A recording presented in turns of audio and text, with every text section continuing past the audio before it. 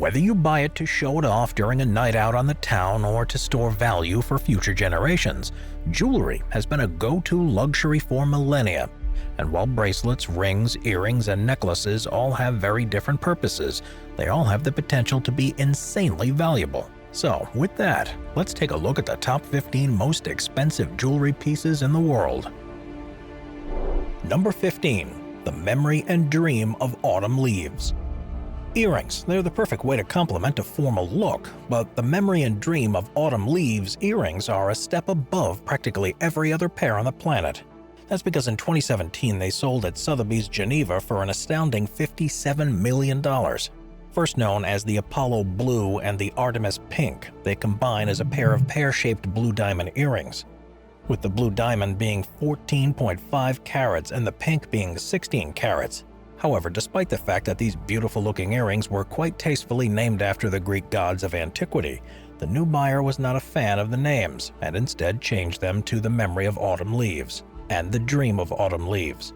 And while this change certainly is strange, given that they're the anonymous buyer's property, he or she can name them whatever they like. Number 14. The Diamond Panther Bracelet. When it comes to bracelets, few are as stunning or as historically significant as the Diamond Panther bracelet. Created in 1952 by Cartier, the bracelet is essentially an exquisite curved panther, as it has a finely sculpted body that's set within brilliant single-cut diamonds and caliber-cut onyx, with its eyes being carefully set to marquise-shaped emeralds.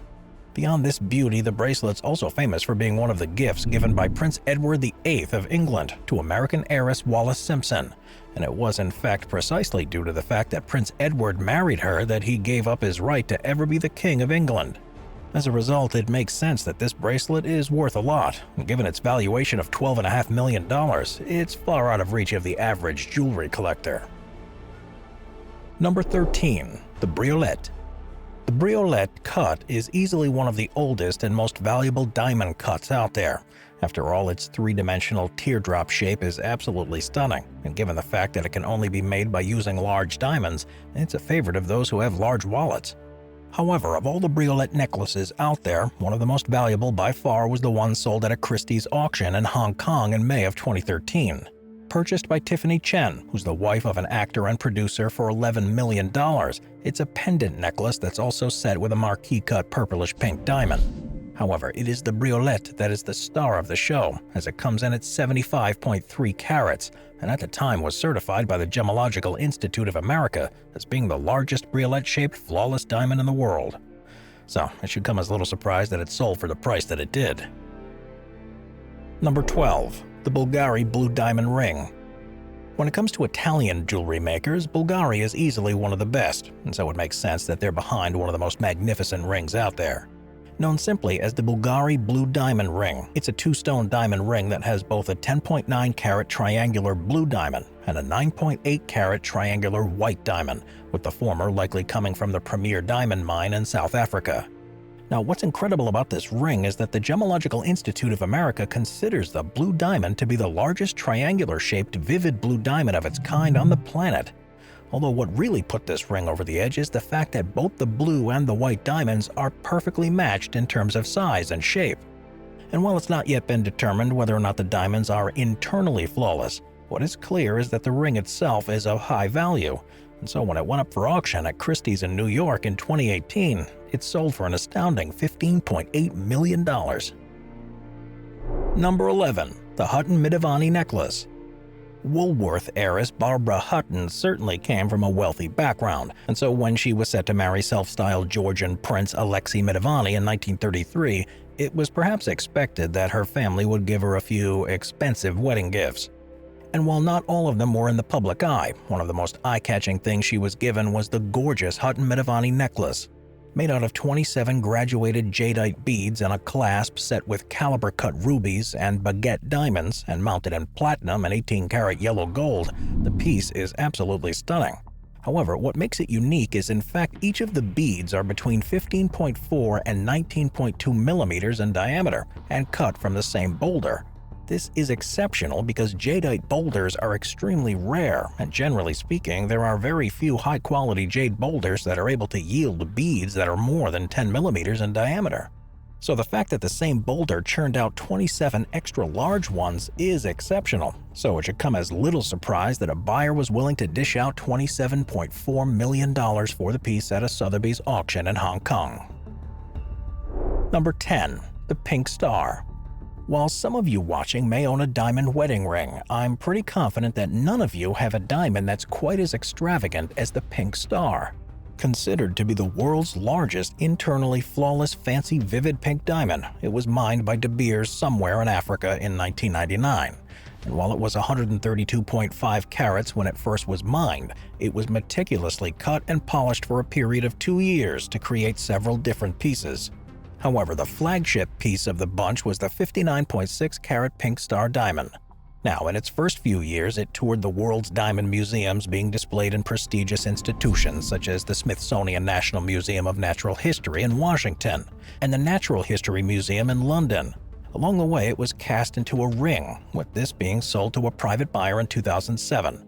The ring then remained low-key for about a decade until in 2017, its owner decided to put the ring up for auction in Hong Kong. Once the bidding war was over, the final price ended up being an astounding $71.2 million, making it the most expensive jewel ever sold at auction. Number 9. Elizabeth Taylor's La Paragina Pearl Necklace. Cartier is known for being one of the world's elite jewelry makers, and so it makes sense that one of its necklaces has made it onto the record books. Now, the story of the necklace begins in the 16th century, when the La Paragina pearl was found off the coast of Panama. It was then turned over to Panamanian colonial administrator Don Pedro de Tamez, who gifted it to Prince Philip II, who would later become King of Spain. From there, it made its way to England as a bridal gift to Queen Mary I of England, was later returned to Spain, then taken by Napoleon's brother and brought to France, and then brought back to England as a gift for a duchess. It was kept by this duchess until 1969, where her heirs decided to auction off the pearl at a Sotheby's auction. It was here that it was bought by Hollywood royal and spirited romantic Richard Burton for a relatively low price of $37,000, converted it into a new necklace, and then kept it until 2011 when it was re-auctioned for a staggering $11 million. So, the La Paragina pearl, it's easily one of the most expensive pearl necklaces out there today. Number 8. The Peacock Brooch. In most situations, wearing a brooch that's worth about as much as a dozen or more mega mansions is out of the question. Yet if you have $100 million to spare, then you can be the owner of Lawrence Graff's Peacock Brooch. Known as the King of Diamonds, Graff is a multi-billionaire who's one of the world's foremost jewelers, and it makes sense that he was the one with the most resources to create an incredible piece. First unveiled at Maastricht's prestigious TEFAF Fair, the brooch stands apart due to the fact that it's adorned with 1,305 diamonds, all of which come in at a total of 120.8 carats. However, the star of the piece is certainly its 20-carat pear-shaped fancy deep blue diamond, which serves as the base where an array of pink, white, yellow, orange, and even green diamonds fan out from, the tips of which are adorned by white diamonds that have a floral appearance. Yet despite all of its diamonds, the entire piece comes in at just 10 centimeters in width, meaning that the entire thing is pretty compact. To top this off, its large fancy deep blue diamond can easily be removed and worn separately, allowing you to make the piece a little less flashy if you'd like. Number 7. The Oppenheimer Blue. Vivid blue diamonds are easily some of the most beautiful out there, but one of the most spectacular by far is the 14.6 carat Oppenheimer Blue. The rectangular-shaped gem is one of the few out there that has VVSI clarity grade, meaning that it's just one step below the ultra-rare classification of internally flawless. For reference, less than 0.5% of all diamonds out there are considered to be internally flawless, making this pretty incredible. This large gem is further augmented by the platinum ring it's set in, which for extra flair is flanked on either side by a trapeze-shaped diamond. As you might expect, such a ring was worth a pretty penny in its own right when it was put up for auction at Christie's Geneva in 2016. However, what really set it apart was the fact that it was owned by the controversial Sir Philip Oppenheimer. You see, he was a member of the family that once controlled the De Beers mining company, and he's largely considered to be the architect of the company's monopoly over the international diamond chain. As a result, the Oppenheimer Blue had a lot of both intrinsic and historical value, and it was likely because of this that it was able to bring in a whopping $57.5 million, making it one of the most expensive pieces of jewelry ever sold. Number 6. The incomparable necklace. Generally speaking, mining waste is of absolutely no value, but in 1984, a young girl made the discovery of a lifetime when she found an extremely valuable diamond inside of some. More specifically, she was playing in a pile of mine waste outside of her home in the Republic of the Congo when she managed to pick out a massive diamond. The girl then gave the diamond to her uncle, who then sold it to some local African diamond dealers, and who in turn sold it to a group of Lebanese buyers operating out of Kinshasa. From there, it eventually got into the hands of the De Beers Corporation, who soon realized its weight of 890 carats made it the largest brown diamond ever found. The decision was then made for it to be cut into one large piece and several smaller pieces, and it was this large piece that ended up being placed into the incomparable necklace. Made by the Lebanese jeweler Muawad, the necklace centers around this massive 407-carat jewel. Considered to be internally flawless, the necklace is accentuated by its band, which features a further 91 white diamonds weighing more than 200 carats that are arranged in an asymmetrical design that's meant to mirror the leaves of a vine. It's thanks to this expert craftsmanship that the necklace is valued at $55 million, making it one of the most incredible necklaces out there. Number 5. The Queen Marie Antoinette Pearl. While the vast majority of jewelry pieces on this list feature large diamonds, the Queen Marie Antoinette Pearl is a little different than most. It's attached to a necklace using a diamond pendant made in the shape of a bow, although its main feature is its massive white pearl, which has a slightly wonky teardrop shape that's unique relative to the super cleanly cut diamonds around it. And while it is certainly worth a lot in its own right, what makes it an S-tier piece in terms of price is its relation to the famous Queen Marie Antoinette. Best known for being the Queen of France prior to the French Revolution, Marie Antoinette was eventually killed by revolutionaries, but not before her jewelry collection was smuggled across the French border to Brussels. From there, the jewels made their way over to Vienna, where they were kept for safekeeping by Marie Antoinette's nephew, who, by the way, just happened to be the Emperor of Austria.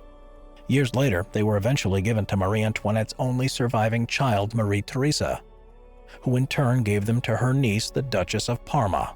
The Queen Marie Antoinette Pearl then, at some undisclosed time, made its way out of royal hands and onto the auction block at Sotheby's, Geneva, where it was sold for an astounding $36.2 million.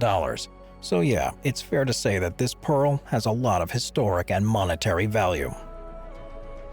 Number 4. The Heart of the Ocean. Of all the jewelry on this list, the one that perhaps takes the cake for pop culture appeal is the Heart of the Ocean. That's because it received the valuation it did largely thanks to its appearance in an iconic Leo DiCaprio movie. More specifically, the real Heart of the Ocean was neither blue nor heart-shaped, and instead was a lovely and simple sapphire that graced the neck of 19-year-old Florence Phillips, an English shop assistant who was traveling to America with her new husband, Henry Samuel Morley, who was a wealthy man 20 years her senior. However, after the Titanic sank, it was only Florence who survived, bringing the necklace and her story with her. Many decades later, the story was picked up by the producers of the Titanic, who embellished the tale a little bit so that Rose would be wearing a beautiful blue sapphire necklace shaped as a heart. The necklace used in the film was a little more than a cubic zirconium prop, but due to the film's success, London-based jeweler Asprey & Garrett was commissioned to make a real necklace following the same design. The end result was a platinum-set 171-carat heart-shaped Ceylon sapphire, surrounded by 103 diamonds, which was later sold to an anonymous buyer for a staggering $17 million. And while its whereabouts are unknown today, I think you'd agree that it would sell for even more if it were ever to appear on a Christie's or Sotheby's auction block. Number 3. The Graf Pink. The aforementioned Lawrence Graf is easily one of the biggest names in the diamond industry, so it makes sense that he was the one to snatch up this exquisite diamond ring. This 24.7-carat pink diamond was cut in an emerald style, and according to Graf, it was, quote, the most fabulous diamond I've ever seen in my career. It's not hard to see why this would be the case, as it's considered to be a fancy, intense pink by the Gemological Institute of America. And while it did have 25 natural flaws, the Lawrence Graf felt that they could be removed without compromising the integrity of the diamond, and in his opinion, this removal would also heighten the intensity of the color. While such a procedure is quite risky, Graf was up for the challenge, and so when a private collector put it up for auction in 2010, he bought it for a whopping $46 million. He then brought the diamond to his studio, and after a concerted effort turned the somewhat flawed 24.7 carat stone into a 23.8 carat internally flawless stone with a color heightened from intense to vivid. He then set it into a ring to further increase its practicality, and as a result, it's presumably worth far more than its purchase price. However, despite its extreme value, a billionaire like Lawrence Graf can afford to hold on to it for the time being, and the reality is that this beautiful piece may never be seen at an auction house ever again. Number 2. De Grisogono Creation 1 Necklace. While there are plenty of pricey necklaces out there, few are quite as elegant or expensive as the De Grisogono Creation 1 necklace. While 2/3 of the band is green and covered by pear-shaped emeralds, and the other third is clear and filled with diamonds, what really set this necklace apart is the massive emerald-cut diamond at its center. That's because it comes from the 404-carat de Fevereiro diamond that was found in Angola's Lulo mine on February 4th of 2016, and to date, it's the largest diamond ever found in Angola and the 27th biggest in the world. While several gems were made from this massive stone, the De Grisogono Creation 1 necklace features a 163-carat emerald-cut D flawless Type 2A diamond. That's the crowning piece of the bunch. By all accounts, this gem is absolutely spectacular, with the Gemological Institute of America going so far as to say that, quote, "The extreme rarity of a diamond of this quality cannot be overstated. Few comparable crystals have been recovered from the earth that have no internal or surface-reaching inclusions, are virtually colorless, are a chemically pure Type 2A, and are a remarkably large size," end quote. To top this off, the necklace is also of sentimental value to the De Grisogono company, as this gem was the first in this Swiss jeweler's 25-year history that was of such a large size, putting the company in the rare league of diamantaries that are trusted to work with such large pieces. Therefore, when it went up for sale at the Four Seasons Hotel in Geneva as part of a Christie's auction on November 14th of 2017, it was able to sell for an impressive price tag of $33.7 million. Number 1. The Hope Diamond. While there are plenty of valuable jewels out there, none are estimated to be worth quite as much as the Hope Diamond. You see, the gem was first mined in India, where it was supposedly used as the eye of a statue in a Hindu temple. However, it was stolen from that temple by French merchant Jean-Baptiste Tavernier in 1666, and upon discovering this, the temple priests reportedly put a curse on the owner of the diamond. Tavernier was the first to succumb to this curse, as he apparently died of a raging fever and had his body eaten by a pack of wolves soon after returning to France with the diamond. From there, the curse then passed on to its next owner, who was none other than King Louis XIV of France.